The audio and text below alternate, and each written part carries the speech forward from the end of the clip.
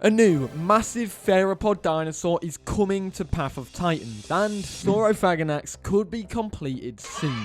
Today, we're back with all of the mod news, some exciting new additions, and some news from some fan favourites. So, let's get right into it, and let's start with that brand new Carnivore. A massive new theropod dinosaur is coming to Path of Titans, as I've just reiterated, but this might be an obscure one to some, but if you're familiar with Jurassic World Evolution 2 modding, you'll know exactly what this is and who it's made by.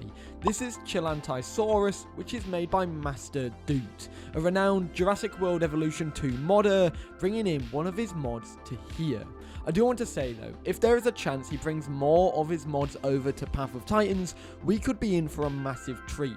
If you look through his Nexus mods page, you can see that he has so many cool things, like his Pleistocene pack, or the Tang Long, or even the massive croc Priniosuchus, or Sinotyrannus, because that thing looks absolutely awesome as well.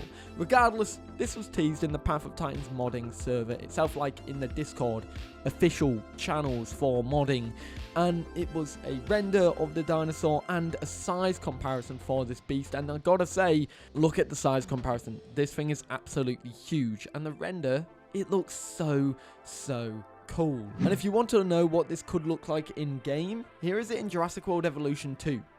Looks great, doesn't it? But of course, for those who don't know, what is Chilantaisaurus? Well, it's probably unsure what this is classified as. It's probably a primitive coelosaur or neovenatorid. Now, this comes from the Cretaceous of China. It is considered to be more of a precursor to that of Megaraptors in terms of its classification, however, and that is quite shown in the model as well, with those big claws and kind of Megaraptor-like build. Either way, at the moment, we don't know exactly how this will be in the game, but if one could predict, I'd probably think it'd be a bleeder that utilizes a bit of mobility, but slightly lower health compared to its rivals in the game. So, the bristlewing is back in the news cycle because of one little video, and it's a fire attack. It's this fire attack that was showcased in the mod creators Discord server.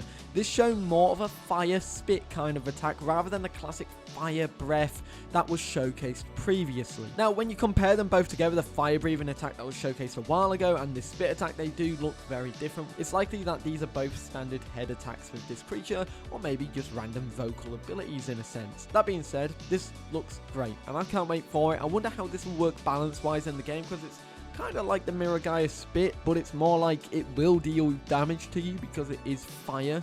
So I'd love to know your thoughts on this. Regardless, that is not where the dragons stop. We've got one more dragon to talk about, once again from the Ignis mod group, which is the same group that made the bristlewing. So we're going from a fire breathing dragon to now an ice dragon. This will have the ability to spit ice and cool the air around it. Additionally to this, the scales are told to be iridescent in their appearance as well. And then when you look at the concept art, you can see this thing looks absolutely metal, with a very jagged spiky tail, very jagged like spiky icy frosty wings in a sense. You can kind of have a look at the scales, especially on the neck. It does give that slight iridescent vibe. Obviously that's very hard to portray with artwork, and then you can see the fire cold breath, or not fire but like the icy breath coming out of its mouth as if it's just had a mint and then drank very cold water. This thing looks like it's going to be pretty cool. I wonder how it's going to be in game, and I wonder how big it's going to be. You can never really get a true estimate of size when you're looking at concept art like this. If you guys do love dragons, right, I do recommend you watch this video, because I outlined 10 upcoming dragon games that you should be excited for in 2025 and beyond. In fact, it's technically 13 because I had some honorable mentions in there which you all know and love. Anyways, let's continue with the mods. A giant temnospondyle is coming to Path of Titans as a mod in the near future. This is priniosuchus, and it will be roughly the same size as Kaiwekia at 9.7 meters long. This will be in the game, and how it will be in the game is that it's going to roughly sit as a high 3 slot to a low 4 slot semi-aquatic. So it kind of sits similar to that of Aloe at high 3 slot, or Iggy as a low 4 slot. It'll be more aquatic than Sarco, but it'll equally be worse on land and more dangerous in a proper fight. It relies on burst debuffs and turning them into damage or free windows to attack. This, however, will not get a grab attack like that of Sarco. And the model of the creature, here it is. They've actually showcased quite a bit for this. It's near asset completion. It only needs a few skins and animations and sounds left to do, but all the base code is being set up already. There's been a lot, as I've said, they've showcased a lot. This is something that's actually was announced a long time ago, and I just seemingly never got around to covering it, and now I am. I'm very excited for this one to come to the game. I think this is the mod author's first mod for Path of Titans, so either way, it looks great, and I can't wait to see more of it. I can't wait to see it in game, because this one's going to be very weird and very unique. I think this will be the first playable Temno Spondil to come to the game. We have a lot to share about the Carcharodontosaurus mod that is coming to the game. Firstly, the size for this mod, which is accompanied with the ceratopsian twin that it's going alongside, which is Sinoceratops. It shows that height-wise this is going to be on par with Tyrannosaurus in the game, but likely on par with Tyrannotitan when you go on how chunky it will be. Now, what do we have to show so far? There's actually quite a bit. You've got some sounds to showcase here. Firstly, you've got a rework of the Carcharodontosaurus broadcast, which here it is. And then we have the brand new threaten call, which was reworked as well. And here that is too. For the animations, they already have more than half of the animations done for the mod, with the rest being worked on currently. They did showcase some of them. They showcased the running, swimming, look, around, and courtship. That's 4 new ones. I'm going to play them back to back at the end of this section with the calls once again. Additionally, we have some new model and textures to showcase. This is how it will look in game, not as a rendered image as we've seen before, and it stands up really well. I think it looks really good. It looks kind of on par with how it was in the renders, to be fair, so it's not a massive difference. However, I do want to say this does not mean that this mod is currently in testing. Regardless, here's the calls and the animations. Let me know which one's your favorite in the comments down below. I think they look absolutely awesome. Can't wait to see this thing actually playable in the game.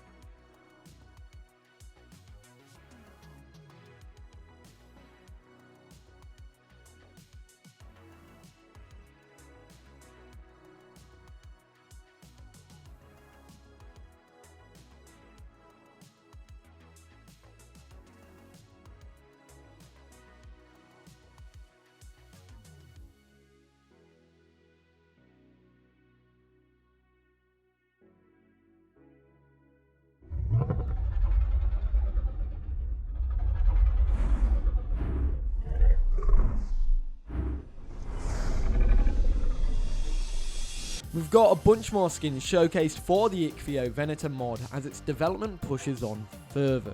This is a bunch of desert themed skins, each of which we have now got the patterns for as well. So these are all of them. The first one is the Arabian skin, which I think is really nice, probably my favourite skin. We've got pattern 1, 2 and 3 there. Then you go to the Emperor skin as well, and this one has pattern 1, 2 and 3 as well. And then finally, you've got Oasis with patterns 1, 2, and 3 as well.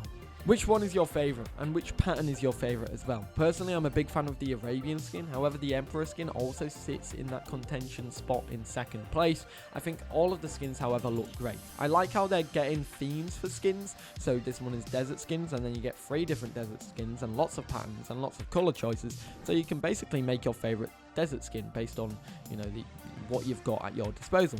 And I think this is very good. Very similar skins, so you can pick and choose which one is your favourite. Lots of stuff to offer. So, a new concept art piece was released by Fledged Feathers. This was also teased with some images of the model as well. And if you have guessed already, because it's in the title of the segment, it's a humpback whale, and it's coming to Path of Titans. This, as mentioned by the creator, will be a buffer specialist with pec slaps, tail lobs, and breaches.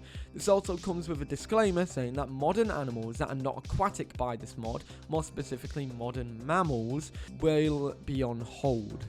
okay? But modern aquatic mammals, more specifically cetaceans, are currently the only ones that are being developed by this mod group actively at the moment. Now, the concept art showcases it here, and you get to see quite a bit. Firstly, you get to obviously see the whale itself, and it looks great. Of course, it looks like a humpback whale. You get to see a bunch of little dolphins around it as well, which could suggest maybe we could see some dolphins in the future from this mod group as well. You also get to see it breaching out the water. As I did mention, this is going to be a breacher as well. And then the final thing, I'm not sure what it is. To me, that's either two things, right? It's the standard, it just scooping up plankton by the looks of it. Maybe that's just its lifestyle, but then how are you going to mod plankton into the game if that's its diet? But maybe it'll go off the filter feeding gameplay style that lead ichthys will get, and so therefore this won't come out until lead ichthys is out, kind of thing. The other thing is, it could also just be, barfing out its food, which, I mean, is very unlikely. I just thought I'd suggest that to get that image in your head and imagine that cloud of assumably plankton is actually sick, which now is a horrible thought. So we're going to move on to the final thing. I'm wrapping things up here with Saurophaganax, because this thing has got a metric butt ton of stuff completed for it. While not shown, we have it all on the Trello board, and it's got some huge activity lately.